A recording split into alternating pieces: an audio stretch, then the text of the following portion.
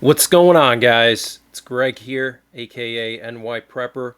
It is Thursday, October 30th, 2025, and I have some breaking news to share with you guys. Right now, it is 17:36 Eastern Time here in the United States, and we have some major breaking news coming in from here in the US and from overseas.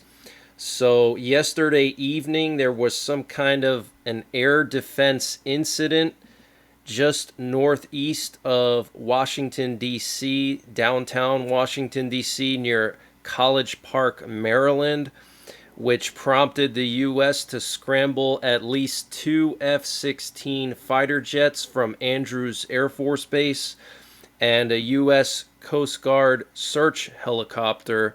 And we don't know any details of what happened. The Pentagon is not talking about it, but what we do know is that the Reagan National Airport in D.C. was grounded. They grounded all the flights because of this air defense incident. All the departing flights had to sit and wait. Okay, and how do we know that this happened? Because we have radio transmissions that were recorded by radio observers.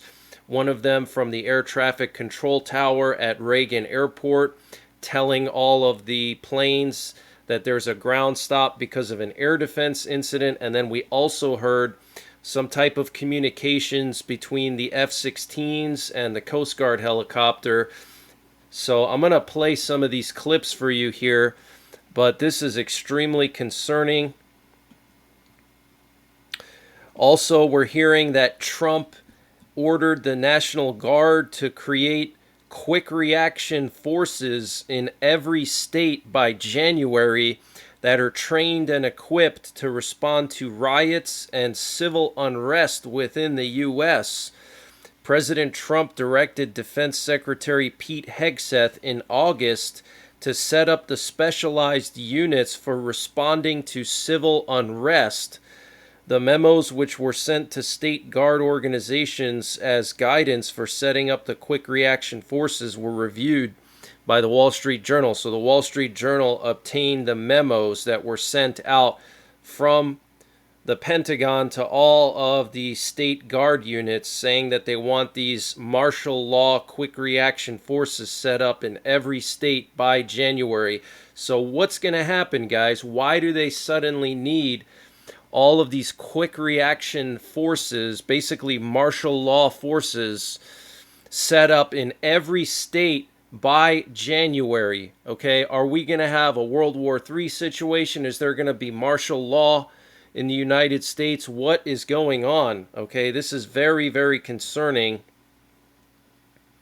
And last night, Russia launched one of its most massive drone attacks on Ukraine. They launched as many as 653 drones, 4 Kinzhal hypersonic missiles, 5 Iskander short-range ballistic missiles, and over 40 cruise missiles of various types of cruise missiles, sea, air, and land. And what was interesting is last night the attack seemed to target Western Ukraine's electrical infrastructure, with many monitors in Russia and Ukraine, war monitors, saying that this was an attempt by Russia to plunge all of Western Ukraine into darkness. Also, Trump said that the U.S. is going to be resuming nuclear testing. So this is what he posted yesterday in response to Putin's announcement that Russia tested their doomsday weapon, the Poseidon underwater nuclear-powered and nuclear-armed torpedo. And then over the weekend, Putin announced the testing of the Burevestnik, which is the nuclear-powered cruise missile that can basically stay in the air indefinitely. So Trump wrote this. He wrote, "The United States has more nuclear weapons than any other country. This was accomplished, including a complete update and renovation of existing weapons during my first term in office. Because of the tremendous destructive power, I hated to do it, but had no choice. Russia is second, and China is a distant third, but will be even within 5 years. Because of other countries' testing programs, I have instructed the Department of War to start testing our nuclear weapons on an equal basis. Thank you. That process will begin immediately. Thank you for your attention to this matter. Okay, so Trump has instructed the Department of War to start testing nuclear weapons on an equal basis. Wow, that is absolutely huge news. And this afternoon, we have U.S. nuclear forces on high alert again. And interestingly, we have a B-52 bomber off the coast of Florida doing loops, which is a very strange place for a B-52 to be located. And then here we have a nuclear war command and control plane that was deployed from STRATCOM headquarters in Offutt Air Base, the home of U.S. Strategic Command. That's like the brain of the U.S. military. So this nuclear war command and control plane flew down to Florida. And if this plane took off from STRATCOM headquarters, that means it's a very important plane with an important mission, a strategic level mission, and it was moved to Florida. So my guess is this is related to upcoming operations against Venezuela, okay? And this nuclear war command and control plane can remotely launch all of our Minuteman III ICBMs, and its main job is to function as a backup communication system with our nuclear-armed submarines. It has a 1-mile-long antenna that it can deploy when it's flying over the ocean and send radio signals down through the water to the subs to update them and to send out launch codes, okay? So this is extremely concerning. And overall, we had 4 bombers airborne this afternoon, 2 B-52s over Louisiana, a B-1 over western Texas, and then the other B-52 off of Florida, which is very, very unusual. And here we have some video footage that was posted by Russia of their nuclear-armed or nuclear-powered and nuclear-armed cruise missile. So here you can see it, or part of it, located in this factory, and you can see the tip of it right there in some kind of a canister. My guess is these are launch canisters, those olive drab canisters there. That's probably how they either store it or that's how they launch them. Probably that's how they launch them, and I think they put these inside of shipping containers, but really they could mount these canisters on a truck. You know, they could probably mount 4 of these at least on, you know, a semi-truck, and then they could drive it into the middle of nowhere. We wouldn't know, you know, where they're located at because Russia's so big and they don't give off any kind of signature, and they can just launch these stealthily from the deep Siberian forests, okay? So there you can see the tip of it right there. Here's another canister, olive drab canister, okay, capable of carrying a nuclear warhead. You can see the wings right here, and you can see the size of this thing. It basically, you know, is like a similar look and size to some of our cruise missiles, including the AGM-86, which is our primary cruise missile for nuclear war. And this video was sponsored by Just In Case Holsters. Guys, you need to get yourself a high-quality holster for your personal defense weapon. And the company I recommend for high-quality leather holsters is Just In Case Holsters. Now, these holsters are made in the USA by a veteran. And the holster that I really love for carrying a firearm in the woods is the Kodiak chest holster. I have one of these for my .357 Magnum, and the leather is really thick, really heavy duty, really beautiful, holds the firearm nicely, and you can draw the weapon very quickly, which is important in a personal defense situation. Now, he has a whole variety of holsters, not just these open carry chest holsters, but if you want to browse around their website, use the link in the description. It's justincaseholsters.com, and I have a special promo code that's going to give you 10% off of all of their products on their website, and the promo code is NYPrepper, and that's also in the description. So justincaseholsters.com. Use the promo code NYPrepper to get 10% off of any leather products on their website. Here's some of the specs. They call it Skyfall. Has a speed of up to 1,300 kilometers, so it's subsonic, high maneuvering to pierce modern air defense systems. Low altitude flight paths to bypass detection, just like any standard cruise missile. Okay, so this thing can stay in the air indefinitely, and here's some footage of it being launched. All right, and Putin said that it flew for 15 hours and 14,000 kilometers, but if it has a nuclear engine, it can basically stay up in the air for an indefinite period of time.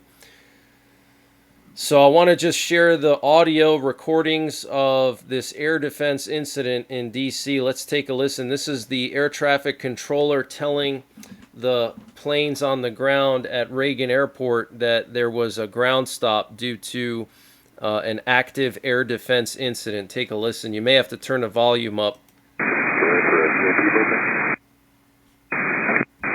No, it's active air defense. There's some targets in the northeast we're looking at.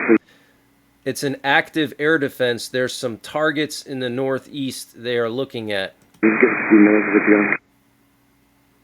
So right now we're stopped for an active air defense, so we might be stopped again for VIP. So just give me a minute. I'm trying to get... Okay, so then the air traffic controller is telling one of the pilots, now we are stopped for an active air defense. We might be stopped again for a VIP, so give me a minute. The word on from the Paycon outside that. All aircraft in the whole bay. I don't have an update right now. If you want to shut one down, I'll try to give you a heads up, but as for right now, we're just stopping departures. Okay, so very, very serious. And then here we have a flight tracker showing what appears to be one of the F-16's and the Coast Guard helicopter flying over College Park, Maryland, and communicating. This is the most interesting one. Take a listen.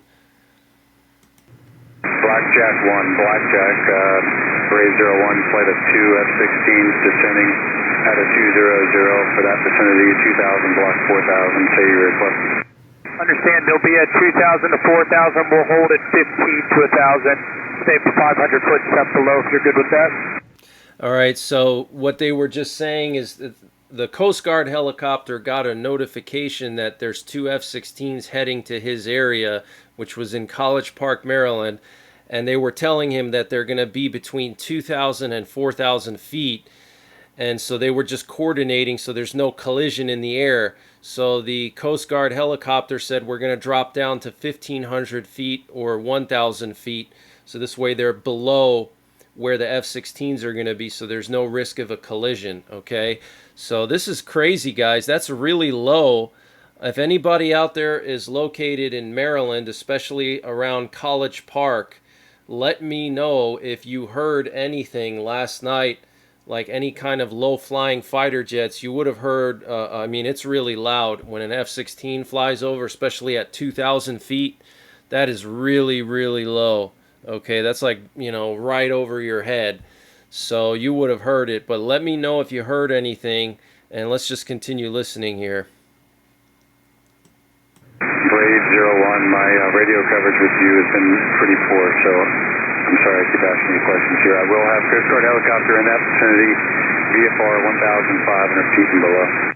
All right, so then here we have another, sounds like air traffic controller or some kind of radio dispatcher telling the F-16's now that he has a hard time hearing what they're saying, but he told them, I do have a Coast Guard helicopter that's going to be from 1,000 to 1,500 feet in altitude, just basically letting them know where the Coast Guard helicopter is going to be so they don't fly in the same altitude level so they don't collide. Jack 1, the F-16's have changed their mission. They're climbing back up for now. Approach Blackjack 1, good copy. Yep, we heard it on Western Air Defense. Thank you. Jack 1 and medevac MedStar helicopter traffic to the southwest of you, northeast bound. 1,400, going to climb above you now. They have you in sight. So then he was notifying some kind of medevac helicopter that the F-16's have that helicopter in sight, basically, so there's no accidental collision, okay? And medevac Medstar helicopter traffic to the southwest of you, northeast bound. 1,400, going to climb above you now. They have you in sight. Understand, good copy on that. We will make sure to be down at 1,000 for separation. I got them on my scope. All right, so very, very concerning. Let's listen again to the F-16s, where they mention the F-16s. We'll have Coast Guard helicopter in that vicinity, VFR 1,500 feet and below. Jack 1, the F-16s have changed their mission. They're climbing back up for now. Okay, so then he notifies the Coast Guard helicopter that the F-16s have changed their mission and they're coming back up for now. So I don't know if that means that they, flew by and then they left. So this is very, very serious, guys. I don't know the last time we had F-16s flying over the DC area. Probably it's been a while. And the U.S. Secretary of War, Pete Hegseth, has extended the National Guard's deployment in D.C. through February. And the U.S. Army states that the choice not to replace departing troops in Romania does not indicate a U.S. withdrawal from Europe or a reduced commitment to NATO or Article 5. And yesterday, Trump met with Xi Jinping, or early this morning. And I'll show you guys a clip of that. Here's Trump meeting Xi Jinping. He said, "We talked about Ukraine with Xi for a long time. We will work together to see if we can get something done."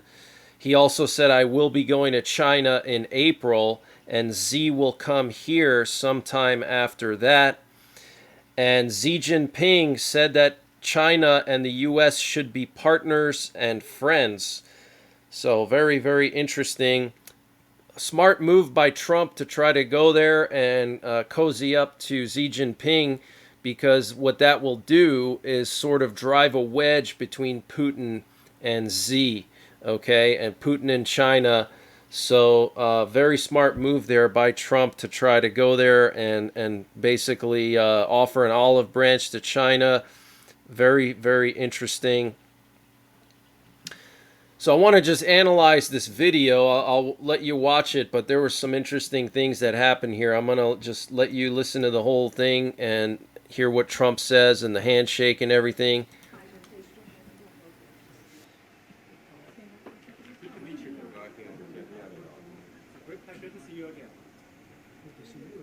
So unfortunately, there's no audio on this one, but he basically shakes Xi Jinping's hand. And then he kind of cracks the joke and he says that Xi Jinping is a very tough negotiator or something like that, that Xi's very tough. You'll see he tries to make a joke right there. You see him laughing and he smiles. And then Xi kind of looks at him like he's kind of unimpressed by Trump's joke, like dude, stop bullshitting, like Trump was kind of like patronizing him a little bit, and he just had this kind of angry, like disgusted look, like, dude, stop patronizing me, but he didn't really look too happy here. Look, he's like, stop patronizing me, dude, I'm not an idiot, but Trump trying to crack a joke there, and Xi Jinping wasn't really too impressed, but overall seems like the meeting was pretty good. If Trump's going to be going to China in April, that's big news. And then Xi saying that the U.S. should be partners and friends with the U.S. So hopefully this leads to a little bit of a thaw between China and the U.S. and maybe we won't have to worry so much about a Taiwan invasion or anything happening like that. But we'll have to wait and see, guys. We'll have to wait and see. And the Kremlin is directing a new disinformation campaign alleging that NATO is preparing for military action against Russia, according to Ukraine's National Security and Defense Council. Interesting. So Russia is saying that NATO's going to make the first move against Russia and that they're preparing to do that. And so that could potentially be like a justification for Russia to now invade the Baltics or something. That's what the Ukrainians are saying.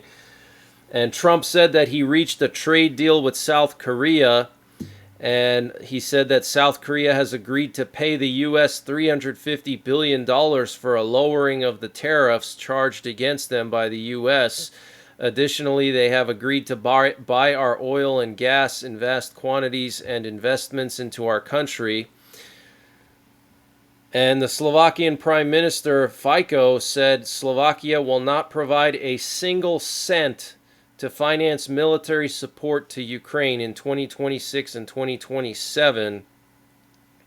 And a new NOTAM was issued over central India from November 4th to November 10th. Interesting. Lots of NOTAMs going up in India. But that's the latest breaking news that I have. I'll probably be back later on tonight with another update, probably closer to midnight, maybe earlier. I'll let you guys know in the app and on Telegram and Twitter.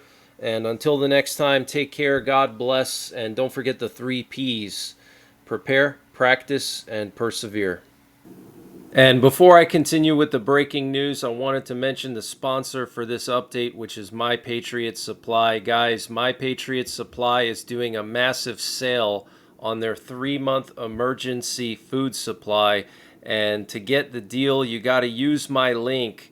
It's in the description below this video. It's preparewithNYPrepper.com. So they're selling their 3-month emergency food kit at 30% off.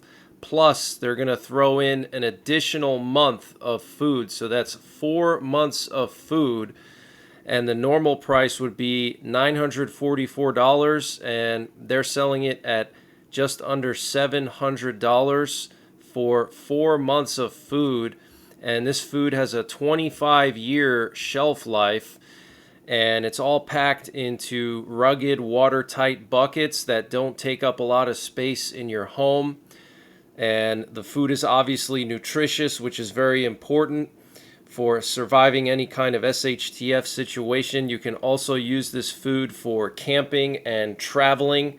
But use the link preparewithNYPrepper.com to get a free month of emergency food with your 3-month emergency food kit from NYPrepper Supply, all at 30% off, just $700 for 4 months of food. So use the link preparewithNYPrepper.com to get the deal, and the link is in the description below this video.